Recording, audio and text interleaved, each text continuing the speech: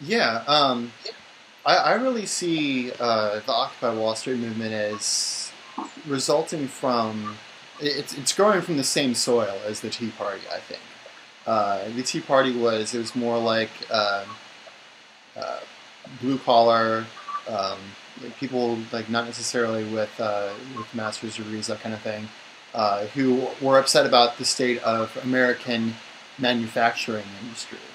Um, Right. whereas Because the that was the world they expected and were promised, and that's the lifestyle that they were offered. Just like right. like food pickers or doctoral graduates, but in this particular regard.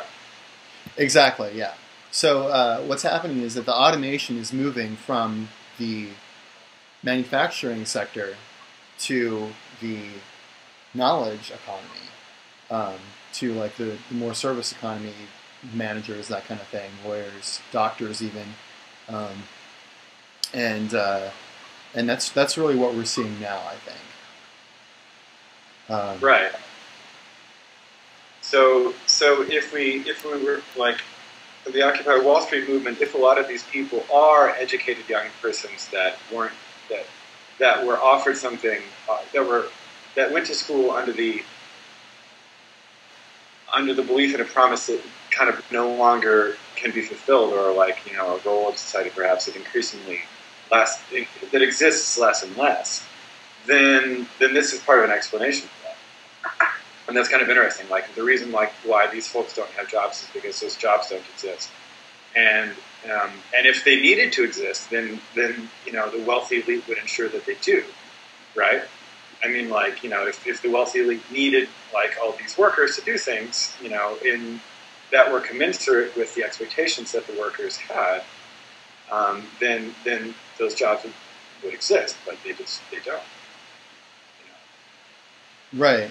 And the thing that really interests me about this movement is its popularity, which is something that I'm going to toot my own horn a little bit and say that I did predict that this movement would grow to be the size that it is now, roughly. Um, just Yeah, because we were of talking about this in the spring, and like I was like, dude, what's the deal with this Arab Spring stuff? And you're like, well, it's going to spread around the world. And I'm like, well, I don't know. That's kind of zany. And you're like, no, dude, it's going to happen. And here we are. So that's like, that's one in the bag. That's cool. yeah, um, because So like why is it popular? Why is it popular, and what does it mean that it's popular? That's the problem. well, all of the factors that went into the Arab Spring are the case here. High youth unemployment, a lot of dissatisfaction with how governing structures are run, general instability with social structures because let's face it, the internet is inherently socially destabilizing. Um, Sure. Yeah, and to a degree which it's hard to understand if you're just playing Farmville on it or whatever. Like these things happen, and these things happen, and because they're so subtle and integrate themselves into your life, it's easy not to realize that like I have like on this device I have like more ability to communicate with like human beings than almost anyone in the history of the entire planet has ever had, and more access to knowledge than almost anyone, than even the most educated scholars of the past could ever hope to attain. yeah, So like this sort of idea of like the already cybernetic society, like this isn't just a trope, and it's not just something for nerdy techies. It's like a fact. And I mean, and this isn't even an iPhone 4S, So this is an interesting thing. And it's really easy to lose track of that when you're like, the whole trope on Reddit of like first world problems is like, oh my, Twitter's down, and so I can't tell people where I'm getting my bagels. It's like that's cool. And that's the level on which usually we function. I mean, like, on most of our Facebook feeds, it's all just like, the rain is bad today, or just like other sorts of like derpy, uninteresting thinking. well, And because perspective is a hard thing to have. can And I I? think maybe one thing that this Occupy Wall Street movement is demonstrating is maybe a bit of perspective. It's like, oh, wait a second, like, there is this vast like wealth disparity, income disparity that's greater, arguably, than it's ever been in the history of this country, and it's not just a problem here; it's a problem everywhere. And what are we going to do about it?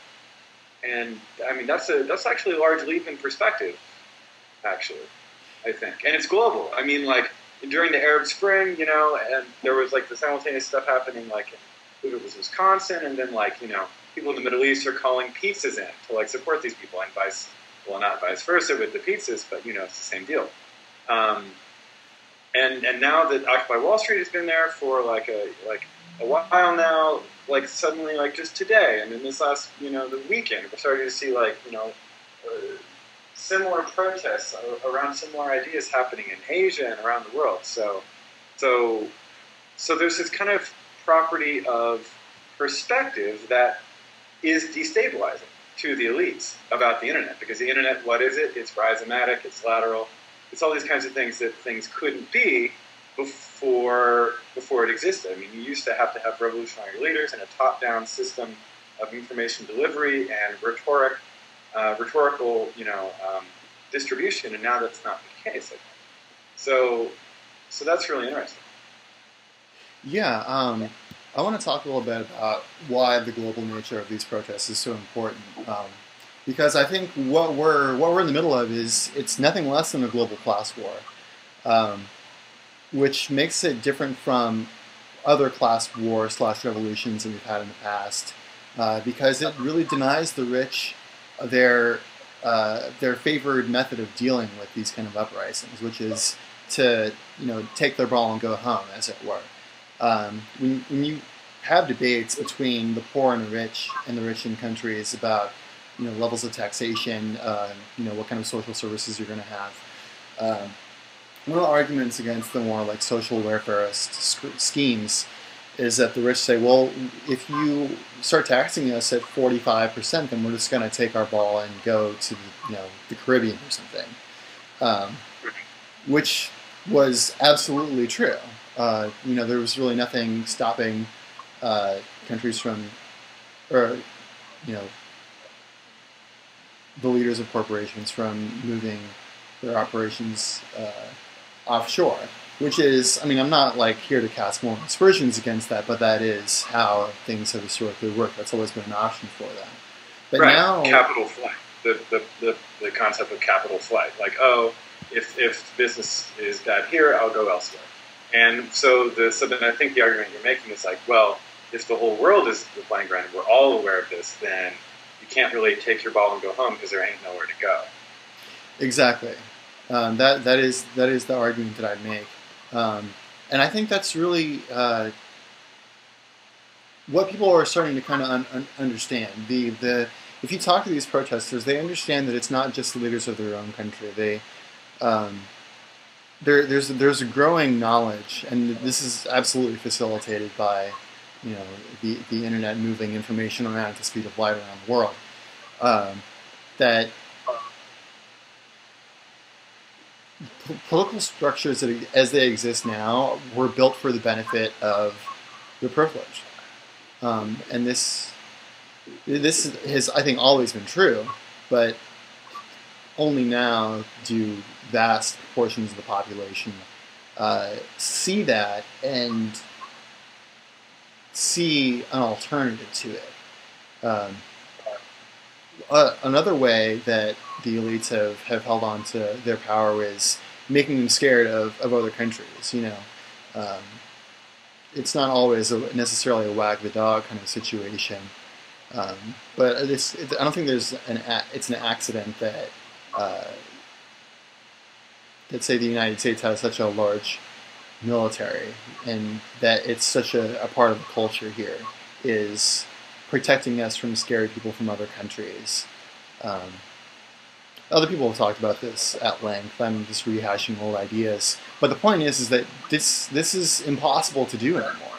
People don't want to go to war with each other because they can video chat with them and see what it's like to be on the other end of this kind of thing. It's the same reason that we stopped liking being in Vietnam. The United States military had been everywhere for decades, especially in the Western Hemisphere. But we also had a bunch of troops in the Middle East and in Indochina. But it wasn't until we had television and color television saturated in American households and showing footage of this kind of thing back home that we really just got fed up with it, and we said we're not gonna do this. We don't care if it opens up economic markets and protects us from the Russians, whatever, blah blah blah. And I think that the internet is doing something very similar, because it's like television in that it shows you what's happening in other places, but unlike television, you can interact with it yourself. And now that almost everybody in industrialized countries has a camera phone of some kind or another, that makes us all it makes us all journalists. And you're right, it is this rhizomatic, open source form of social organization that really our current political system is just not suited for. We have this political system that it was enacted in obviously the late 18th century. It kind of evolved in the form it is today over the past couple hundred years. But I just don't think that political power really is relevant at this point. The idea of the state having monopoly of force, it's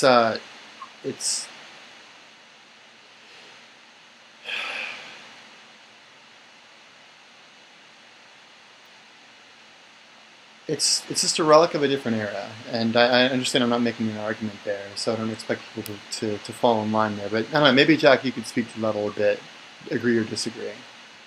Well, I mean, I think that's sort of stepping far afield in terms of conceptually from what we were discussing previously. But as to, I mean, I feel that that's just such a large leap and large subject that I'd have to consider that to really have much of an opinion, if I were to have any at all. I mean, I think that, my immediate reaction is, well, of course, the political system now is flexible enough to work under new communicative paradigms, but I mean, I don't know. I mean, that's kind of a different question, really.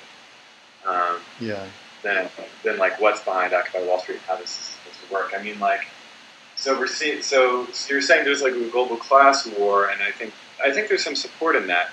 And I think of course when you're saying things like class war and so on, it's important to sort of disentangle oneself from Marxist teleologies.